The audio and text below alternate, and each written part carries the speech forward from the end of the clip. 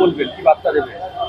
ভীষণ ভালো একটা উদ্যোগ, অ্যাওয়ারনেস প্রোগ্রাম। এটা এরকম হওয়াই উচিত আমার মনে হয়। এত Charuchandra college, red ribbon club, today story, এরা সবাই মিলে যে এত সুন্দর একটা প্রোগ্রাম বছরের পর বছর করে চলেছে, এবং এই বছর আমি ফার্স্ট টাইম এটার একটা পার্ট হলাম। থ্যাংকস টু বিপুলকে আমাকে ইনভাইট করার জন্য। সত্যি তো এইডস নিয়ে অ্যাওয়ারনেস যতই আমরা করি না কেন, এখনো মানুষের মধ্যে কোথাও দাঁড়িয়ে একটা জাজমেন্টাল ব্যাপার থেকেই যায়, যে যদি আমরা কখনো জানতে পারি যে এইডস পেশেন্ট, তাহলে তাদের থেকে আমরা একটু দূরে থাকি, তাদের পাশে বসবো না, তাদের সঙ্গে খাবো না, তাহলে আমাদেরও এইডস হয়ে যাবে। এখনো অবধি আমাদের কাছে প্রপার ইনফরমেশন নেই, সঠিক ইনফরমেশন। তো এখানে অলরেডি আমার কাছে অনেকগুলো ব্যাপার রেডি আছে, তার মধ্যে চারটি মেন কারণ যেটা নিয়ে আজকে আলোচনা হলো।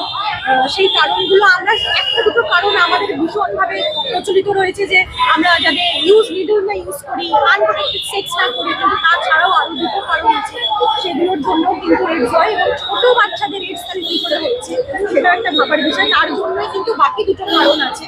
তো সেটা নিয়ে আজকে আলোচনা হয়েছে।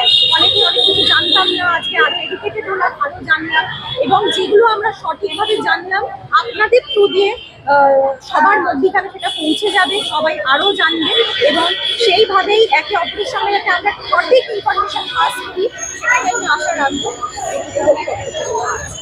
Thank you.